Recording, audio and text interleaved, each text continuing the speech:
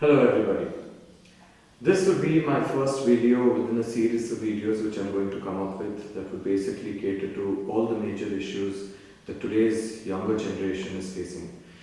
While I might have a political affiliation, what one must try and understand is these videos are not going to be a reflection of a political propaganda, but rather a testimony of facts based on which I would expect you to make your own informed choice, come up with your own opinion, and make a decision of your own. Because at the end of the day, what we need to realize is something which our former Prime Minister, one of the youngest Prime Ministers India ever had, late Rajiv Gandhi ji, envisioned that the true power of this country lies in the awakening of the youth.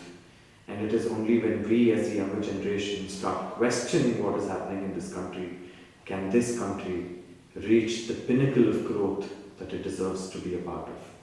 Now, when I talk about a series of videos, I wouldn't be talking largely about political propaganda like I told you.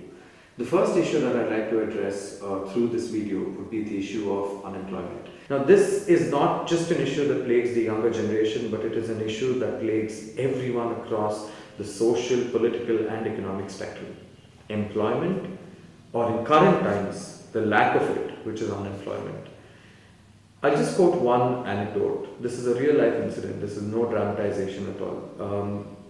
November 2018, just before the state of Rajasthan went through the assembly elections, 6 individuals in the age group of 22 to 26 made a pact.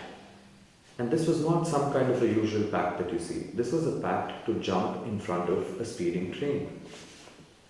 They did it. 3 of them lost their lives immediately.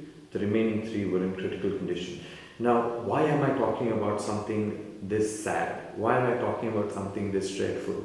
Because you're basically talking about 3 souls which could have been the next Prime Minister of this country, which could have been the next leader of the state in whatever capacity and could have contributed for the well-being of this country, no longer exist. Who's to be blamed for this? Are those kids to be blamed for it because all of them had undergraduate degrees? Or is the government to be blamed for it? The people showed their anger by taking out the Vasundhara Raje government in Rajasthan and replacing it with the Congress government. But what one needs to also understand is the promise that Shri Narendra Modi ji, our very honorable Prime Minister, made. Modi ji promised to create 1 crore jobs. But has he realized that promise? I'll tell you whether he's realized that promise or not. As of 2018, CMI data shows that 1.1 crore jobs were lost in the year 2018 itself. So I think when this new idea of Modinomics comes into play, when they tell you, we will give you 1 crore jobs, that giving of 1 crore jobs would also mean removal of equal or maybe more number of jobs. So at the end of the day, who suffers? The common public. But when we try to raise these issues, what do they come up with? They come up with the idea of hyper-nationalism.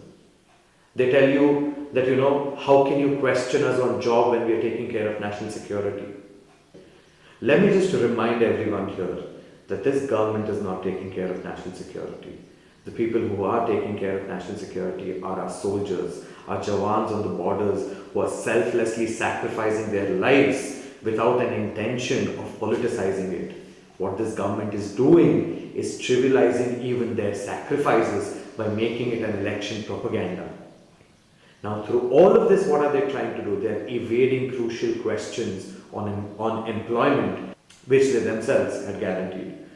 Now, let's just look at the unemployment figures. And the figures that I'm going to state now are not figures that have come randomly from some newspaper or randomly from some source which the government can discredit.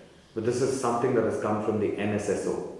Now, the NSSO, in what the government claims to be the draft report, which it did not release, had said that the unemployment rates had come to a 4-decade low and it stood at 6.1%. Now, the question that might come up is, the Congress did not do it. Congress was in power for 6 years, because this is the taunt that the BJP has for every question that you ask them. So I'll give you an answer for that even before that question is posed. 2011 and 12, look at the NSSO data itself and look at what the unemployment rate was. It was 2.2. What you need to understand is 2011-12 was a timeline when the world had gone through a recession and was just coming out of it. Baby steps were being taken to come out of it. At that time, when the UPA2 could have ensured a 2.2 unemployment rate, I do not understand why this government is failing so miserably at keeping the unemployment rate low and rather is drastically making it increase, wherein it stands at 6.1% at this point in time. What has stopped this central government, or should I rephrase myself and call it this Modi Amit Shah government, from doing the same? Because from where we stand and where we can see, they are only bothered about improving or making the pockets of Ambani and Adani deeper so that electoral bonds can be issued in favor of their party and so that they can demonetize only when major elections are coming up so that their political party fund can get heftier and heftier so they can buy MLAs, indulge in horse trading. Ladies and gentlemen, I would like to end this video by asking you one question. Have you questioned the government, or have you been bought out by their propagandist messages on fake employment data that they are providing you? Thank you.